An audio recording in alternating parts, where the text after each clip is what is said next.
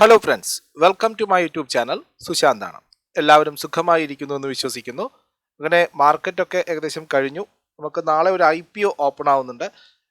Orient technologies എന്ന് പറയുന്ന ഒരു IT കമ്പനിയുടെ IPO വരികയാണ്. സോ IPOയുടെ റിവ്യൂ ആണിത്. ആദ്യമായിട്ടാണ് നമ്മുടെ ചാനൽ നിങ്ങൾ കാണുന്നതെങ്കിൽ തീർച്ചയായിട്ടും ചാനൽ സബ്സ്ക്രൈബ് ചെയ്യാൻ മറക്കാതിരിക്കുക. വീഡിയോ കണ്ട് ഇഷ്ടമായിട്ടുണ്ടെങ്കിൽ നിങ്ങളുടെ അഭിപ്രായങ്ങൾ രേഖപ്പെടുത്തുക. വീഡിയോ സബ്സ്ക്രൈബ് ചെയ്യുക നമ്മുടെ ചാനൽ. കൂടുതൽ ആളുകളിലേക്ക് നിങ്ങൾ വീഡിയോ എത്തിക്കും എന്നുള്ള പ്രതീക്ഷയിലാണ് നമ്മളിത് പ്രിപ്പയർ ചെയ്യുന്നത്. അപ്പോൾ ഓറിയൻ ടെക്നോളജി ഒരു IT കമ്പനിയാണ്. 215 കോടി രൂപയുടെ ഒരു കുഞ്ഞൻ IPO ആണിത്. 27 വർഷം പഴക്കമുള്ള ഒരു IT കമ്പനി, മുംബൈ ബേസ്ഡ് ആണ്. 3 ബിസിനസ് യൂണിറ്റുകളാണ് ഈ കമ്പനിക്കുള്ളത്. അതിലൊന്ന് IT ഇൻഫ്ര, അതുപോലെ തന്നെ IT services, cloud and data management services. ഇങ്ങനെ 3 വെർട്ടിക്കലിലാണ് കമ്പനി വർക്ക് ചെയ്യുന്നത്. ഏകദേശം 50% റവന്യൂ വരുന്നത് IT ഇൻഫ്ര സോഴ്സിൽ നിന്നാണ്.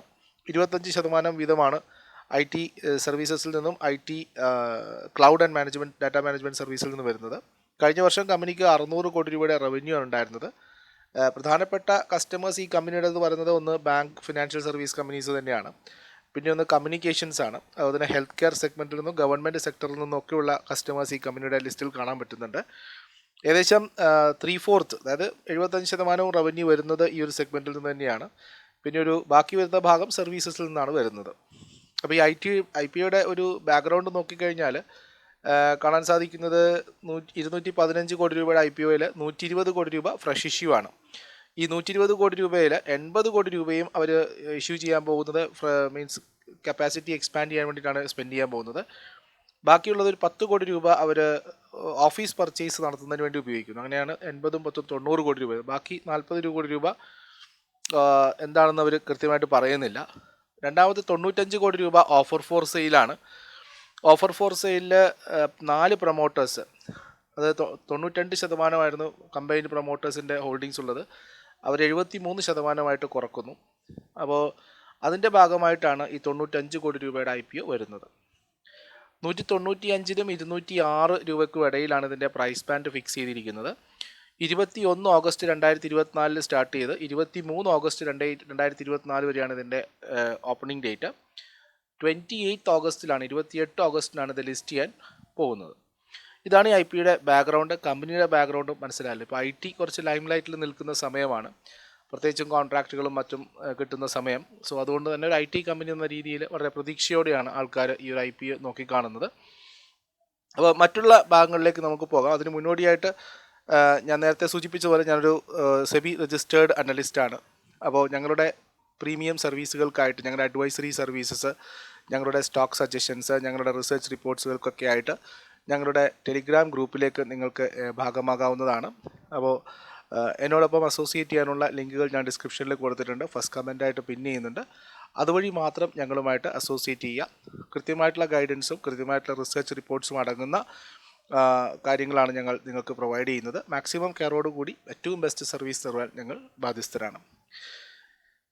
അതേസമയം IT കാപ്പെക്സും കാര്യങ്ങളൊക്കെ നോക്കുന്ന സമയത്ത് ഈ പറയുന്ന പുതിയ ഇഷ്യൂയിൽ നിന്നും 70 കോടി രൂപ അവർ ഡിവൈസസ് ആസ് എ സർവീസ്, അതായത് DaaS ബിസിനസ്സുകൾക്ക് വേണ്ടിയിട്ട് ഉപയോഗിക്കുന്നുണ്ട്. ഇത് ഏറ്റവും നല്ല ഹൈ ഗ്രോത്ത് പൊട്ടൻഷ്യലുള്ള നല്ല മാർജിനുള്ള ബിസിനസ്സായിട്ടാണ് കാണുന്നത്. 10 കോടി രൂപ എക്യുപ്മെൻറ്റ് പർച്ചേസിന് വേണ്ടിയിട്ടും കമ്പനി നീക്കിവെക്കുന്നുണ്ട്.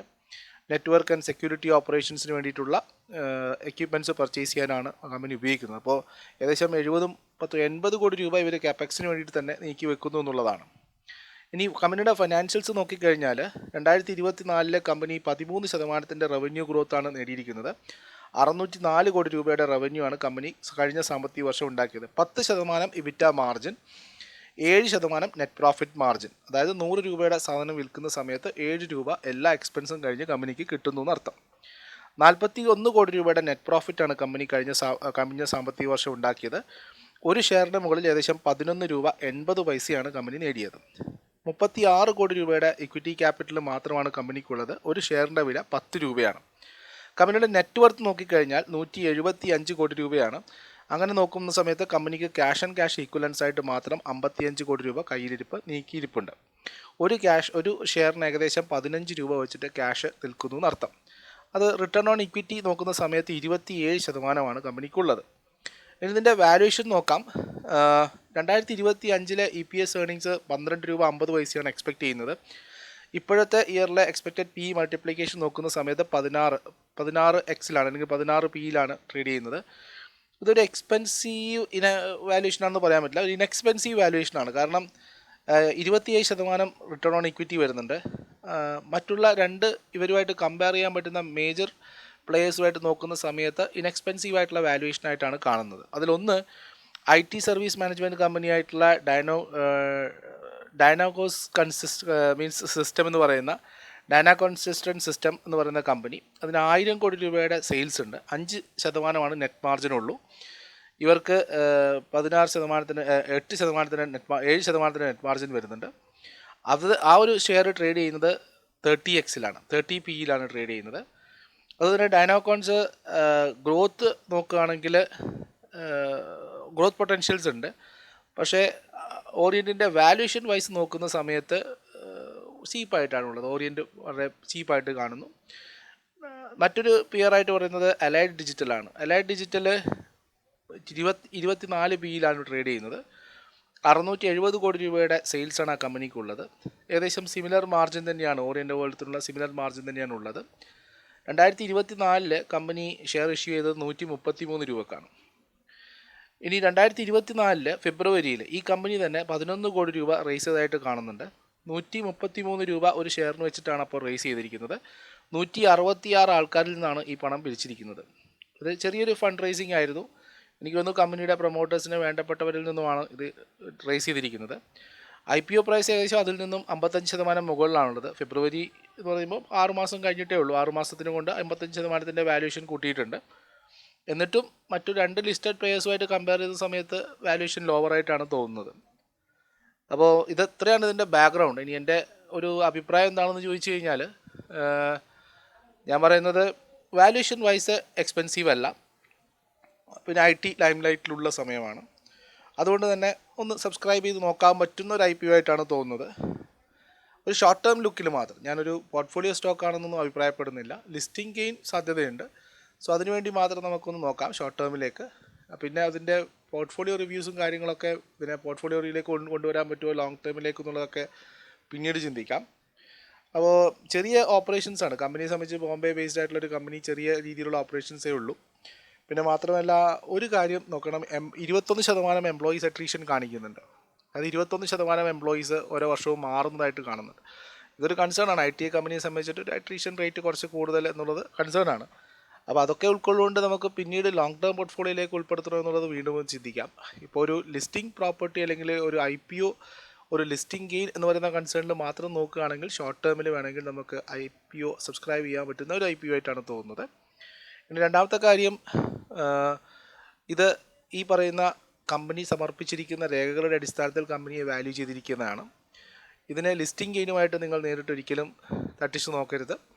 അതിൽ നിങ്ങളുടേതായിട്ടുള്ള റിസർച്ച് നടത്തുക. നിങ്ങളുടേതായിട്ടുള്ള ഫിനാൻഷ്യൽ കൺസൾട്ടൻസുമായിട്ട് ചർച്ച ചെയ്തതിന് ശേഷം മാത്രം അങ്ങനെയുള്ള ഇൻവെസ്റ്റ്മെൻറ്റ് ഡിസിഷൻ എടുക്കുക. ഇത് ഇവിടെ എക്സ്പ്രസ് ചെയ്തിരിക്കുന്നത് എൻ്റെ മാത്രം വ്യൂ പോയിൻ്റാണ്.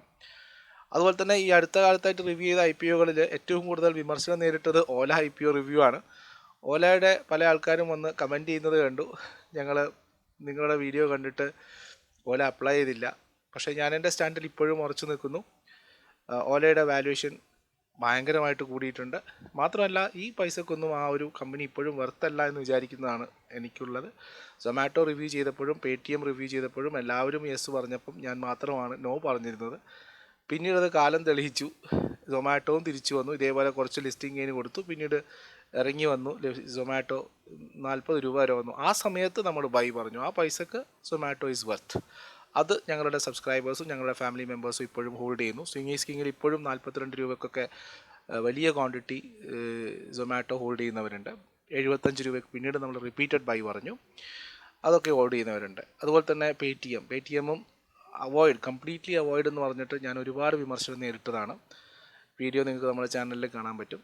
ഒരിക്കലും IPO. LIC ഞാൻ വേണ്ടാന്ന് പറഞ്ഞ സ്റ്റോക്കായിരുന്നു. എല്ലാവരും LICയെ ഭയങ്കരമായിട്ട് വാഴ്ത്തിപ്പാടി.